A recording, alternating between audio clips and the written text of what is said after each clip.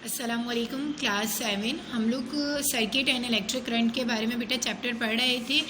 हम लोगों ने लास्ट टॉपिक जो कवर किया था बेटा वो ये था केमिकल इफ़ेक्ट ऑफ करंट, यानी कि केमिकल इफ़ेक्ट्स क्या हैं करंट के, जिसमें हमने इलेक्ट्रोलाइसिस और इलेक्ट्रोप्लेटिंग को क्या किया था बेटा, डिस्कस किया था। आज का जो हमारा टॉपिक है बेटा वो है magnetic effect of electric current. बेटा हेडिंग देख के आपके सामने वर्ड आया मैग्नेटिक, मैग्नेट। आप मैग्नेट के बारे में जानते होंगे, मैग्नेट आपने यूज़ किया होगा। बेटा मैग्नेट क्या होता है, जो कि डिफरेंट ऑब्जेक्ट को क्या करता है, अपनी तरफ अट्रैक्ट करता है, like objects of iron, nickel and cobalt. बेटा आपको पता है कि मैग्नेट के दो पोल्स होते हैं, एक होता है नॉर्थ पोल और एक होता है साउथ पोल। क्या बेटा इलेक्ट्रिक करंट जो है मैग्नेट में कोई इफ़ेक्ट करता है? अगर हम किसी मैग्नेट को इलेक्ट्रिक करंट देते हैं तो क्या मैग्नेटिक फील्ड पे कोई इफ़ेक्ट आता है? The answer is yes. यानी कि Do you think that the electric current and the magnet have any relation with the each other? यानी कि इलेक्ट्रिक करंट और मैग्नेट का कोई रिलेशन है?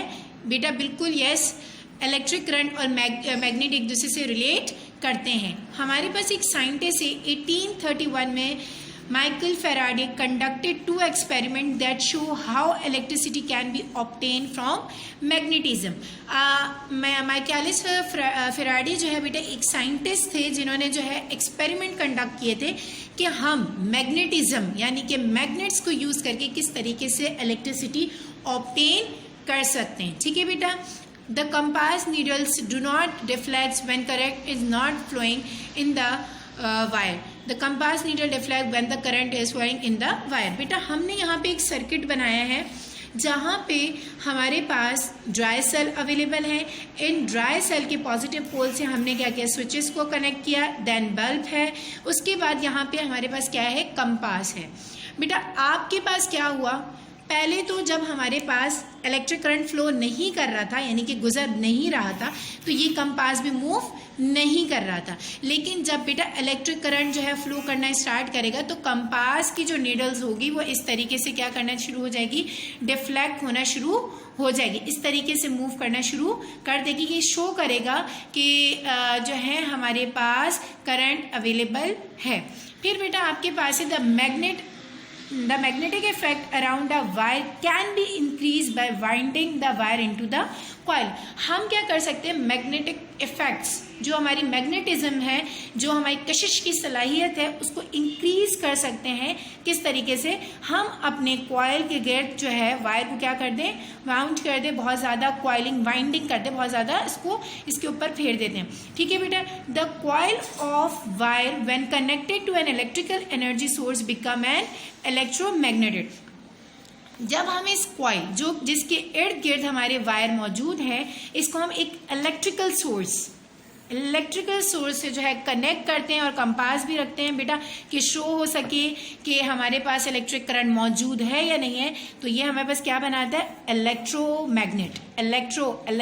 इलेक्ट्रिसिटी से है और मैग्नेट हमारे पास मैग्नेटिज्म से आए। अब हम ये देख सकते हैं बेटा हमारे पास इलेक्ट्रोमैग्नेट्स कहाँ कहाँ यूज हो रहे हैं, जहाँ पे इलेक्ट्रिसिटी भी और मैग्नेट दोनों एक साथ मौजूद हैं। हमारे पास ये इलेक्ट्रोमैग्नेट यूज़ हो रहे हैं इलेक्ट्रिक मोटर्स में, फैन में, इलेक्ट्रिक ड्रिल में, वॉशिंग मशीन वगैरह में, बेल, टेलीफोन, लाउड स्पीकर वगैरह में यूज़ हो रहे हैं। जैसे ये एक इलेक्ट्रिक ड्रिल बनी हुई है तो बेटा इसमें क्या यूज़ हो रहा है, इलेक्ट्रोमैग्नेट यूज़ हो रहा है, यानी कि मैग्नेट तो है लेकिन उसके साथ साथ इलेक्ट्रिसिटी भी कनेक्टेड है उसकी। ये हमारे पास था बेटा magnetic effect of electric current, कि किस तरीके से electric current magnetic effect produce कर रहा है। बेटा आपको मैंने बताया था कि इलेक्ट्रिक करंट क्या होता है, फ्लो ऑफ चार्जेस। अब हम बात करने जा रहे हैं वोल्टेज की। किसकी बात करने जा रहे हैं, वोल्टेज की। और आई थिंक सो कि वोल्टेज का वर्ड आप लोगों के लिए कोई न्यू वर्ड नहीं है। ठीक है बेटा। वोल्टेज क्या है, the source of energy supplies energy to the electric charges. हम क्या करें, एक सोर्स ऑफ एनर्जी क्या करें, अपने इलेक्ट्रिक चार्जेस को फ्लो करने के लिए यूज करते हैं। The electrical energy that supply to each unit of electric charges, यानी कि वो एनर्जी, वो इलेक्ट्रिकल एनर्जी जो एक यूनिट ऑफ इलेक्ट्रिक चार्जेस को करने के लिए हम यूज करते हैं, वो क्या कहलाती है बेटा? वोल्टेज कहलाती है, known as voltage. And voltage is also known as potential difference. हम इसे क्या भी कह सकते हैं? Potential difference. If more cells are connected in series, higher the voltage will be obtain. यानी कि हमारे पास सीरीज में बहुत सारे अगर सेल्स कनेक्टेड होंगे तो हमारा उसका वोल्टेज भी क्या होगा बेटा? ज़्यादा होगा। जिस तरीके से बेटा मैंने आपको इलेक्ट्रिक करंट का यूनिट बताया था कि इलेक्ट्रिक करंट का यूनिट हमारे पास था एम्पियर, ठीक है बेटा? एम्पियर था। हम जैसे मास को केजी में, ग्राम्स में मेजर करते हैं, करंट को हम एम्पियर में मेजर करते हैं, इसी तरीके से बेटा हम वोल्टेज को किस में मेजर करते हैं? वोल्ट में। किस में? वोल्ट में। और इसका सिंबल क्या है? V। It multiplies and multiple and sub multiple are also use, kilo volt and milli volt. यानी हम वोल्ट भी यूज कर सकते हैं और इसके सब मल्टीपल्स भी हैं, लाइक किलो वोल्ट भी हम यूज कर सकते हैं और मिली वोल्ट भी यूज कर सकते हैं। बेटा अब आपके पास है मेजरमेंट। हम मेजर कितना करेंगे कि अगर हमारे घर में वोल्टेज आ रहा है तो वो कितना आ रहा है, करंट आ रहा है तो वो कितना आ रहा है। तो बेटा आपको मैंने बताया था कि करंट को मेजर करने के लिए हम ए मीटर यूज़ करते हैं। प्रीवियस लेक्चर में बताया था ए मीटर करंट को मेजर करने के लिए यूज होता है। तो अब बेटा आपके पास मेजरमेंट ऑफ वोल्टेज है। The voltage of electrical energy source is measured by an instrument called voltmeter. बेटा आपके पास वोल्टेज को हम किस में मेजर करेंगे? इंस्ट्रूमेंट कहेंगे, जिसे हम क्या कहते हैं? वोल्टमीटर कहते हैं। करंट के लिए हम ए मीटर यूज करते हैं, वेयर एज वोल्टेज के लिए हम क्या यूज करते हैं बेटा? वोल्टमीटर यूज करते हैं।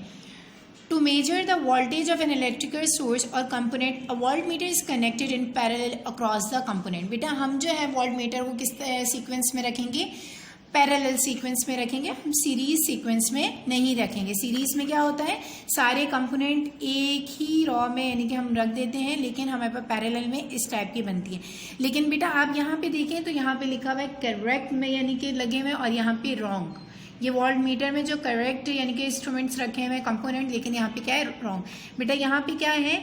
यहाँ पे आपने पॉजिटिव टर्मिनल को स्विचेस से कनेक्ट किया एंड देन बल्ब से, वेयर एज जिसमें आप रॉन्ग कह रहे हैं वहां पे क्या हो रहा है? नेगेटिव टर्मिनल को कनेक्ट किया गया है बल्ब से स्विचेस से। तो बेटा आप जब भी वोल्ट मीटर डिजाइन हम करें, सर्किट बना रहे होते हैं, तो हमें ये एहतियात करनी पड़ती है कि हम चार्जेस को सही से कनेक्ट करें अपने अदर कंपोनेंट से, ठीक है बेटा? अब हम आगे जा रहे हैं बेटा। आगे हमारा टॉपिक है रेजिस्टेंस। क्या है बेटा? रेजिस्टेंस। बेटा रेजिस्टेंस क्या होता है? As the current flow around a circuit, its movement is opposed by the substance of which the wire is made. The opposition to the flow of electricity is called resistance. अगर आपसे resistance की definition पूछी जाएगी तो आपने ये लिखनी है। बेटा आपके पास रेजिस्टेंस क्या होता है? रुकावट। किस लिए? जब करंट फ्लो हो रहा होता है और करंट के फ्लो में जो रुकावटें आएंगी वो क्या कहलाएंगी? रेजिस्टेंस कहलाएंगी। क्या कहलाएंगी? रेजिस्टेंस। और वो मेनली किस वजह से हो रही होती है? Substance of which the wire is made. हमारी वायर जो है वो किसकी बनी हुई होती है? उस पर डिपेंड कर रहा होता है कि रेजिस्टेंस हाई है या लो, ठीक है बेटा? Resistance can be considered as something that opposes the current, जो कि करंट के फ्लो को क्या करती है? अपोज करती है, उसमें रुकावट पैदा करती है। यानी कि एक करंट बहुत ज्यादा तेजी से फ्लो कर रहा है, अगर वहां पे कोई रेजिस्टर्स मौजूद होगा तो उसकी फ्लो में क्या आएगी? चेंजेस आएंगी। A higher the resistance in circuit means a small current। यानी कि बेटा रेजिस्टेंस इनवर्सली प्रोपोर्शन है करंट के। अगर रेजिस्टेंस ज्यादा होगा तो करंट जो का फ्लो करेगा वो क्या करेगा? कम करेगा। और अगर रेजिस्टेंस कम होगी तो करंट क्या करेगा? ज्यादा फ्लो करेगा। यानी कि ये इनवर्सली प्रोपोर्शन है, ठीक है बेटा? The resistance of an electrical component is voltage across the component divided by current through the component. यानी कि आई का हमारे पास फॉर्मूला भी क्या है? वोल्टेज अपॉन करंट, ठीक है बेटा? Voltage is in volt. हम वोल्टेज को किस में मेजर करते हैं? वोल्ट में। और करंट को किस में करते हैं? एम्पियर में। इस वजह से हमारे पास रेजिस्टेंस का यूनिट क्या है? ओम है। आपको अच्छे से बता चुकी हूँ बेटा कि हमारे पास वोल्टेज को हम वोल्ट में मेजर करते हैं, वे एज करंट को हम किस में करते हैं? एम्पियर में मेजर कर रहे होते हैं। आपके पास रेजिस्टेंस का यूनिट क्या बना है बेटा? ओहम बना है। क्या है बेटा? ओहम। अब इसके आप सब यूनिट्स भी यूज कर सकते हैं, that is kilo ohm and mega ohm. ठीक है बेटा, जिस तरीके से हम एम्पियर में भी माइक्रो एम्पियर वगैरह यूज़ कर रहे थे। अब बेटा आपको जब रेजिस्टेंस अच्छे से समझ आ जाएगा तो रेजिस्टर भी समझ आ जाना चाहिए, यानी कि electrical component which are specially made to provide resistance are called the resistor.